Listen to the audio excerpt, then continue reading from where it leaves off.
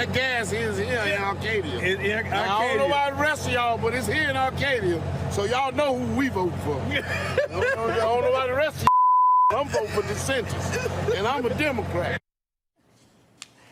Ooh, that man gets it. And I can just picture the liberal heads over at CNN exploding while watching that video. I would love to welcome to the program Florida resident and conservative activist Rogan O'Hanley. Also, fellow Floridian and retired NFL football player Jack Brewer. Rogan and Jack, first of all, thoughts and prayers, of course, go out to all of you in Florida. We're watching the work that you're doing. We appreciate you. And thanks so much for joining us tonight. God bless you. Thank you for having us on. So we have given, or I've given Governor DeSantis an A+ in regards to his handling of the hurricane aftermath.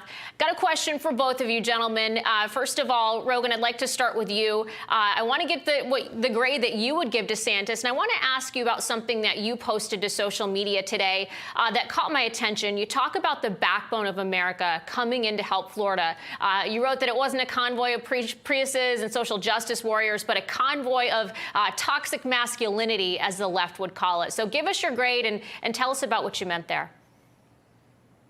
Yeah, I rode out the storm in Naples. I actually am based in Tampa. They told us we had to leave Tampa, and so I went down to Naples, and then the storm changed paths so quickly that, it hit Fort Myers and North Point and Naples, and it was horrible. I am, admittedly, like a lot of Floridians, a little distraught by what we've just been through. I was just down in Naples yesterday bringing supplies. I gave a family a generator and, fuel tanks. People cannot get electricity. There's barely any cell service. There are gas station lines that are an hour long just to fill up. And in Fort Myers, it's even worse. So, I give DeSantis an A+ as well. There's one thing I've noticed. I've gone up to Tampa a couple times, come back, and every single time on the other side of that highway, I am seeing convoys of large diesel trucks, generators, boats being towed by big trucks, heavy tractors, and a whole bunch of gritty, bearded guys getting down there to go do the hard, dirty work to get this place back up and running. The one thing I'm not seeing on the way down there are Priuses, solar power panels, windmills, and social justice warriors, because when it comes down to it, it's the middle class, the hardworking men and women, and especially Floridians of the middle class that are putting this state back together. Oh, God bless them, Rogan. They really are the heart of America. And, Jack, you were out there in what's now become that viral moment that we just played with that man, that Democrat, who said, I'm a Democrat, but I'd vote for DeSantis. You look at how he's responding to this. I know you're out there meeting with so many people now. Talk to us about that and what you've witnessed in the governor's response. It's just real. When you hear someone like Joy Reid open up her mouth, and the reality is she's not out helping any black people.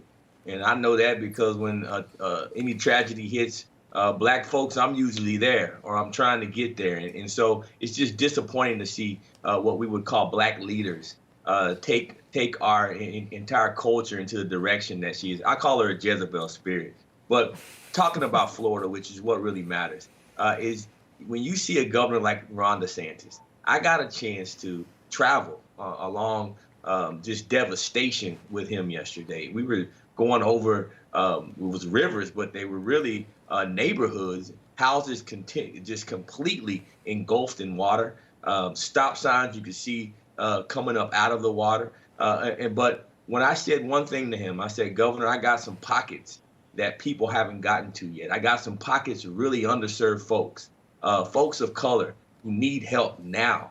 They don't have any water. They don't have, they're on well systems. And so obviously the sewage is overrunning the wells. He looked at me immediately and he said, I don't care if we have to get helicopters. We are bringing them help.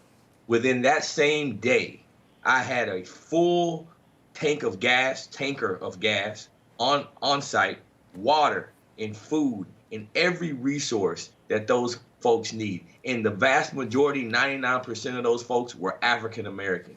And so when you heard that man talking, that man was a person who had to look at his family in the eye and say, we can't evacuate because we don't have gas and we don't have resources to get out of here. So he had to weather that storm knowing that he couldn't afford to leave.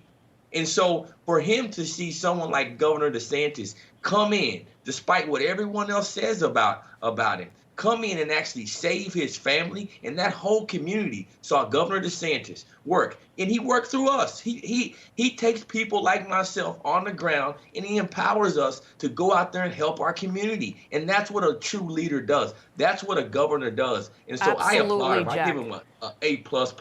Absolutely, Jack. Now, President Biden stopped in Puerto Rico today to survey the damage left behind by Hurricane Ian. But little did we know that Joe Biden apparently was raised as a Puerto Rican. I was sort of raised in the Puerto Rican community at home politically. And so we came here for a long time, both for business and pleasure. I just noticed Dr. Jill Biden, the look on her face when he said that. The lies from lying about getting arrested for protesting for civil rights to his academic record at law school to driving a semi-truck to claiming his house burned down with his wife in it. Now Biden is a Puerto Rican. Why does he keep lying about stuff like this, Jack? Does he think that Americans are that stupid that we don't know how to fact check him? Of course he does. He's just so used to race baiting and being able to say whatever he wants to appeal to whomever. If I spoke like that, they'd lock me up. And most of us would get thrown in jail or prison if we spoke like Joe Biden spoke. And the things that he's been able to pull off, it's just unbelievable that people really are allowing this to happen. You got to start questioning the folks that are around him, including his wife. To see a man like that get up and say the things that come out of his mouth and then go home with him and not and allow that to happen, there's a problem with that. I pray for our president. He needs deep prayer because right now he is spiritually harming our nation. And something has to be done about it. I couldn't agree more. Rogan, Hanley, your thoughts? Yeah, I'm, glad he's in Puerto Rico and staying out of Florida for now. We may have been hit by a nearly Cat 5 hurricane, but we got a Cat 10 governor at the reins right now. He's a military commander. He's running this show real well. And, someone needs to tell Joe, we don't have any ice cream or little kids he can sniff here in Florida. We're just trying to get, clean water and fuel and electricity. So, you can he keep could cutting barely the make checks. it through that brief teleprompter speech when you compare that to Trump's 2 hours over the weekend. Amazing. Yeah, no, Gentlemen, it's crazy, but I think we should rename our state Ukraine, and then maybe they'll send a little more money down there. Not a bad idea. Thank you so much, Rogan O'Hanley, Jack Brewer. Thank you so much. God bless you guys both.